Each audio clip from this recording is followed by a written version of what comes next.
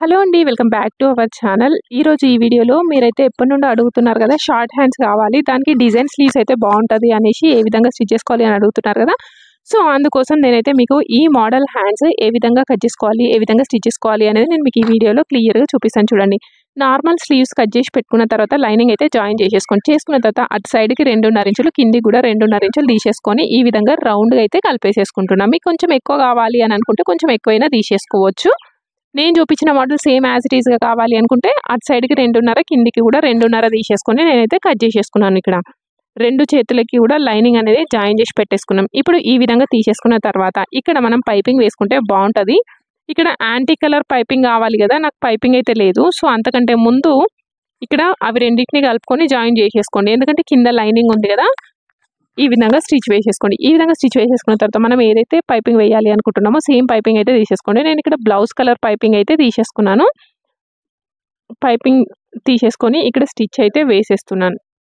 నార్మల్గా రౌండ్ నెక్కి మనం ఏ విధంగా అయితే పైపింగ్ వేసేస్తామో సేమ్ అదే విధంగా పైపింగ్ అయితే వేసేసుకోండి.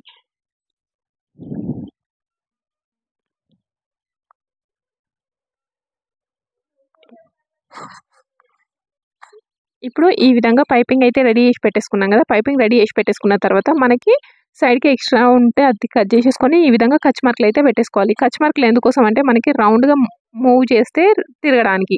ఇప్పుడు ఈ విధంగా తీసేసుకొని కిందికి ఒక స్టిచ్ అయితే వేసేసుకోండి.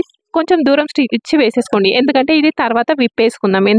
రెండు స్టిచ్లు కనుంటే బాగుండదు కాబట్టి ఇక్కడ దూరం కుట్టుతోనే ఒక కుట్టు అయితే వేసేసుకుందాం. ఇప్పుడు ఈ విధంగా స్టిచ్ వేసేసుకున్న తర్వాత మనకి మధ్యలో వేరే క్లాత్ కదా, అది ఎంత పొడుగు తీసేసుకున్నా అంటే నేను 4.5 ఇంచుల పొడుగు అయితే తీసేసుకున్నాను. తీసేసుకున్న తర్వాత ఇది దగ్గరికి కుచ్చులు అయితే పెట్టేసుకున్నాను. యాక్చువల్గా మనం అక్కడ 2.5 కట్ చేసేసుకున్నాం కదా, ఇక్కడ 3.5 అయినా సరిపోతుంది. కాకపోతే క్లాత్ ఎక్కువ ఉంది అనేసి నేను 4 ఇంచులు 4.5 కట్ చేసేసుకున్నాను.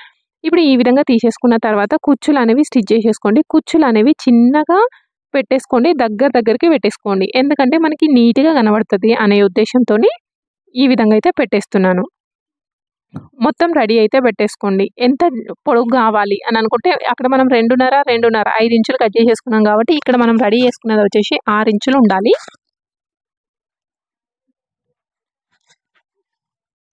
ఇక్కడ చిన్నగా మరీ దూరం కుడితే కూడా మంచిగా ఉండదు. చిన్నగా మంచిగా పెట్టేసుకోవాలి.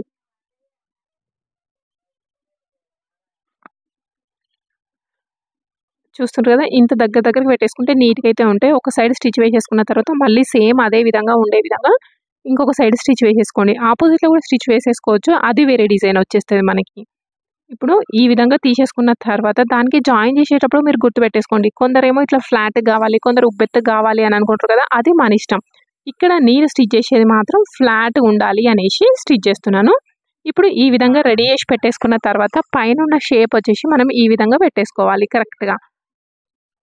ఓకే, ఇప్పుడు ఈ విధంగా పెట్టేసుకున్న తర్వాత కింది సైడ్ కూడా ఒకసారి చెక్ చేసేసుకోవాలి. క్లాత్ అనేది ఎక్కువ ఉందా కరెక్ట్గా ఉందా అనేసి. ఒక 1/2 ఇంచ్ ఉంటే సరిపోతుంది. దీన్ని తర్వాత నేను ఓవర్లాక్ అయితే చేస్తాను. ఫస్టే చేసేసుకోవచ్చు, కాకపోతే ఓవర్లాక్ మిషన్ లేదు కాబట్టి తర్వాత చేస్తాను ఆ ప్లేస్లో.